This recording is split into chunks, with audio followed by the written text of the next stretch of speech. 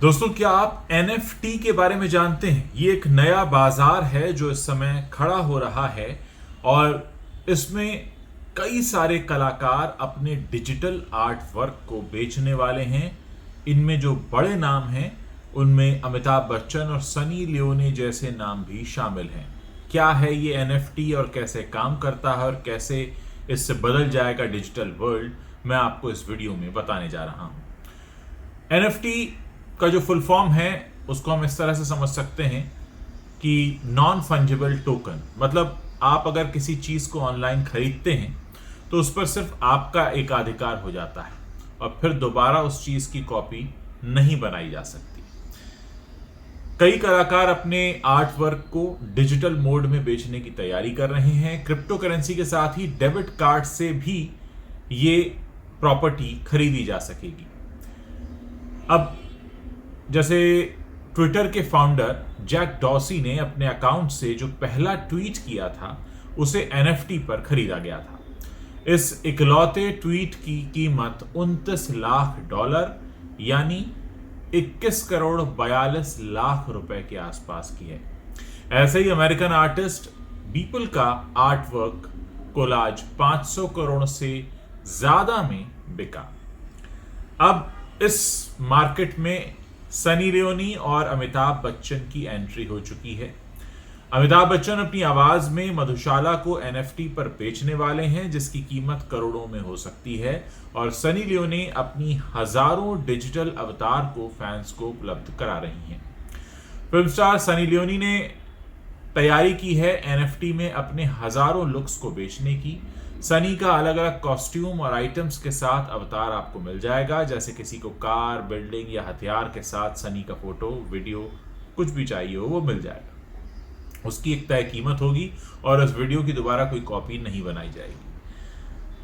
सनी की वेबसाइट के landing pages, sign up और प्री ऑर्डर अभी से उपलब्ध हैं।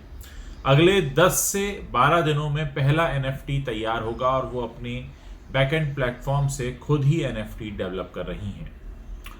अब अमिताभ बच्चन जो हैं वो NFT बियॉन्ड लाइफ .club इसके जरिए एक पोस्ट हुआ है और इसकी नीलामी नवंबर के पहले हफ्ते में होने वाली है।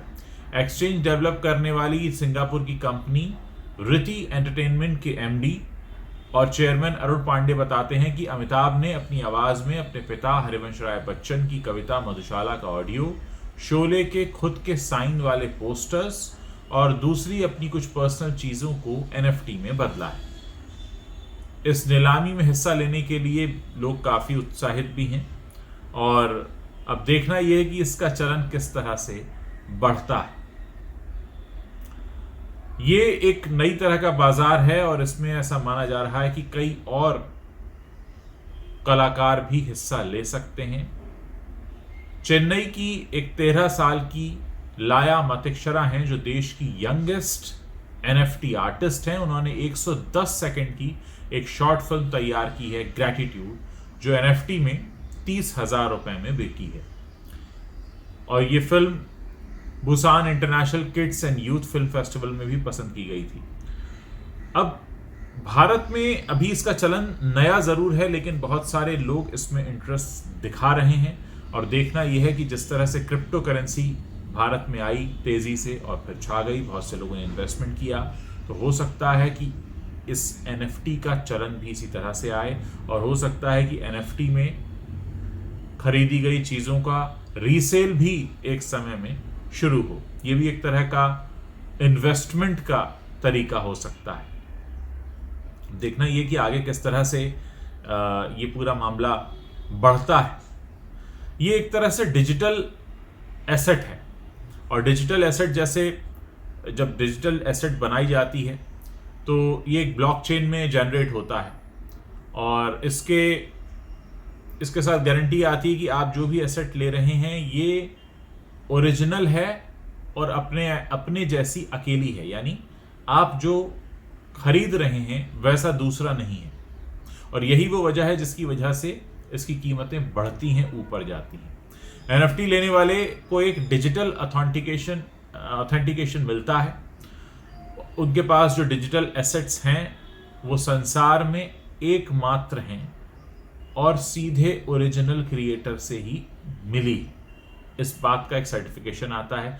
जैसे इसमें पेंटर की कोई पेंटिंग हो सकती है, संगीतकार की कोई धुन हो सकती है, किसी कवि की कविता या ऐसी कोई चीज़ जो उस एक्टर या उस कलाकार द्वारा पहली बार या एकमात्र रूप से सामने लाई गई। अभी ज़्यादातर एनएफटी डिजिटल आर्ट वर्क बन रहे हैं। कोई भी तस्वीर है, वीडियो है, लिखावट है, ऑटोग्राफ है, डॉक्यूमेंट है, उसको भी एनएफटी में परिवर्तित किया जा सकता है। ज़्यादातर एनएफटी इथेरियम ब्लॉकचेन में हैं और दूसरे ब्लॉकचेन्स भी उसे सपोर्ट करते हैं। कुल मिलाकर ये एक ऐसी दुनिया बनने जा रही है जहां पर लोग अपने शौक के हिसाब से निवेश करेंगे और फिर अपने निवेश के हिसाब से ही भविष्य में उसे ऊंचे दामों पर बेच सकेंगे।